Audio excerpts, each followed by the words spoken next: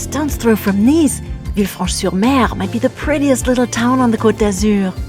In this video, we'll show you how to spend the perfect day there, with a few extra ideas you might not have thought of, like a walk along a gorgeous coastal path to get there. Whether you're coming by boat, train, bus, car, or on foot, this is one trip you don't want to miss if you're staying in Nice. Anja and I are kicking off our day at the port of Nice, super easy to get to with tramline too. And what better way to start a sunny morning than grabbing a quick breakfast right here. So we finally get to show you the Boulangerie Maritime, a spot we've been meaning to try for ages. It's just a few steps behind the port. You'll find the exact location linked in the description below. And also, at the end of this video, we'll show you a handy little map so you can follow our exact route.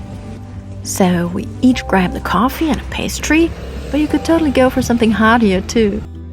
There's no seating inside, but that's no big deal. With the kind of weather we get here in Nice, it's almost always perfect for sitting outdoors. It was only a small breakfast because we're going to have lunch in Villefranche. Right, time to hit the road.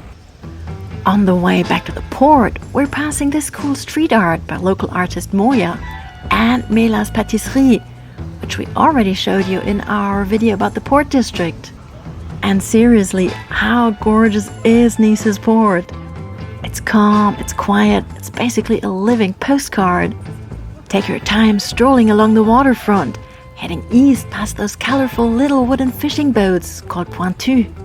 Fun fact, they are named that because both ends of the boat come to a point.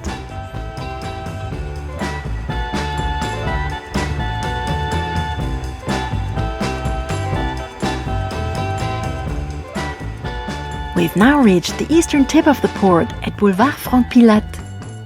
If you look across to the other side, that's where the small ferries leave for Cannes, Monaco, Saint-Tropez, but also to Villefranche-sur-Mer. So if you'd rather skip the walk and see our destination from the water, you can hop on one of those boats. Though, just so you know, you don't get off in Villefranche. We're sticking to our plan and doing this one on foot. And trust us, it's a gorgeous walk.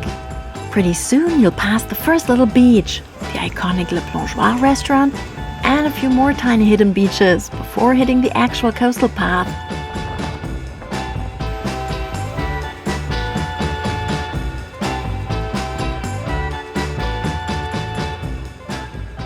Behind us is a really cool beach. We've actually done a video about it already. So finish watching this video and then watch Hidden Beaches.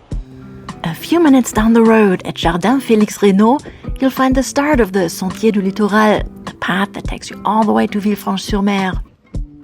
It's super easy to spot. Just follow the yellow and red stripes painted along the way. And after just a few steps, you're right down at sea level. And that's pretty much where you'll stay for most of the hike, as you circle around the big hill next to us, Montbourron.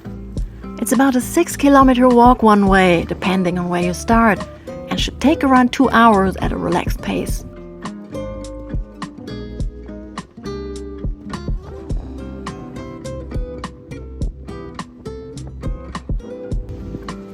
After rounding Cap de Nice, you'll spot Palais Metterlinck ahead.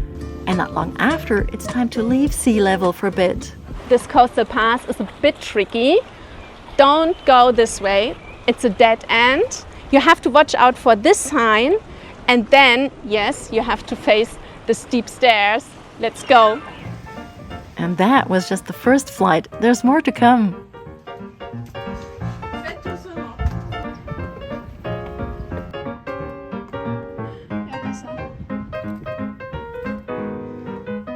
Quick tip, avoid doing this hike in July or August, unless it's for sunrise or sunset. It's not super difficult if you're wearing proper shoes, but this part definitely had us working up a sweat.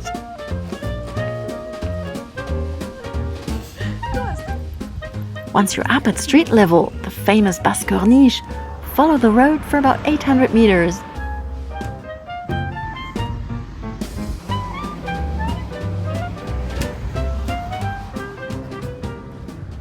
After we walked along the road several hundred meters, we finally go down to sea level.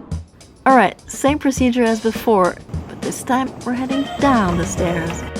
While the path earlier was nicely paved, this last stretch is a little trickier.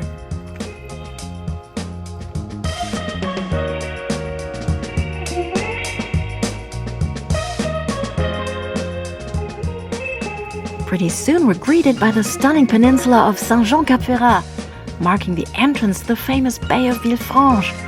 And, well, something that feels totally out of place.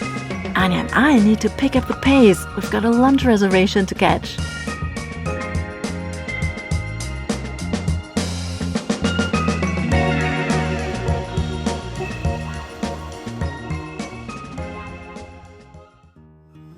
Before we actually reach town, we arrive at the little port, and that's why we've booked a table at La Corderie. Several friends recommended this spot, so let's find out what it's all about. The terrace under that big plane tree is absolute heaven, even though it's right by the road. Luckily, hardly any cars come through here.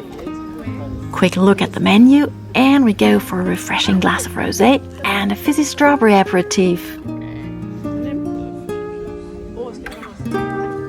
And before we can even take a sip, our food's already here. Cheers to an amazing walk and to everything this day still has in store for us. Lunch looks fantastic. Fish and chips local style for Anja, grilled sardines with chickpea fries, and for me, homemade ravioli filled with ricotta and spinach. So good.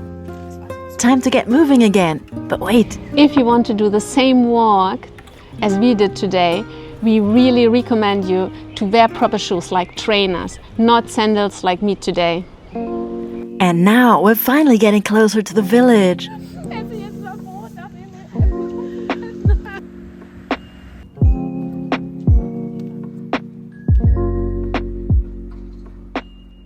We actually wanted to keep following the path along the water, but turns out it's closed today.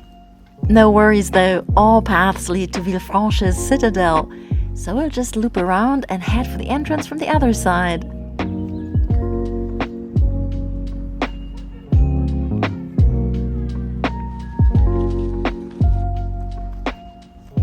This 16th century fortress, the Citadel Saint-Elme, still keeps watch over the bay. And the best part is, it's completely free to visit. Built from 1554 onwards to stop future attacks from the sea, it later served as a military base. These days, it's home to the town hall, museums, exhibition spaces, and even an open-air theater that hosts movie nights in summer. And when you step outside, the old town stretches out below you. A maze of little secrets, quiet corners, and just as photogenic as Aix or Saint-Paul-de-Vence. The main street in Villefranche's old town runs parallel to the waterfront, and it's packed with little restaurants, cafes, and boutiques selling clothes, souvenirs, and local bits and pieces.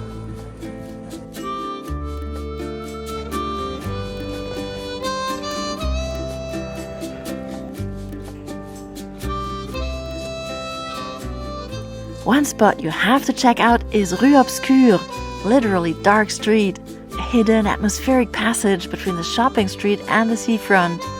It feels like stepping straight back into medieval Villefranche, all the way to the 14th century.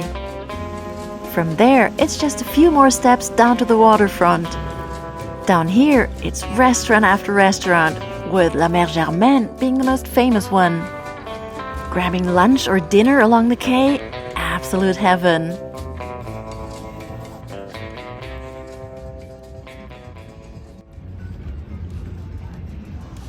And now we're finally getting to one of the best bits of Villefranche. It's beach, Plage des Marinières. Unlike the pebbly beach in Nice, this one actually has kind of soft sand and calm, clear waters. It's a local favorite too. Lots of people from Nice head here for a relaxed day by the sea.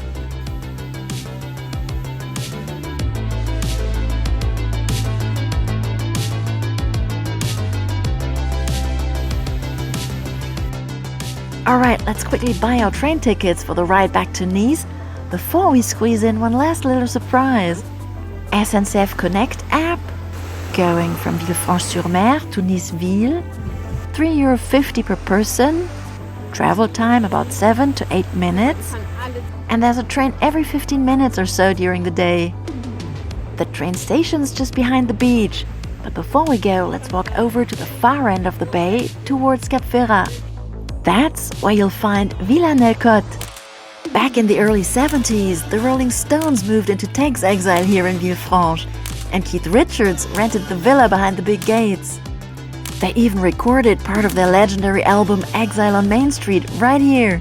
And yep, fans still swing by today, just to sneak a look through the gate. So we've seen plenty for one day. Time to head back to the beach, up to the station, and catch our train home. Before we sign off, here's a little recap of where we went today.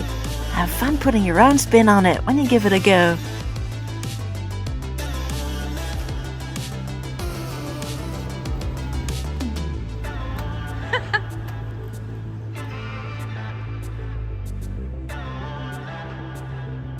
Hope you enjoyed tagging along on our day trip. If you did, you know the drill. Give it a thumbs up, drop us a comment if you like, and don't forget to subscribe if you haven't already. See you next week with more from the Riviera.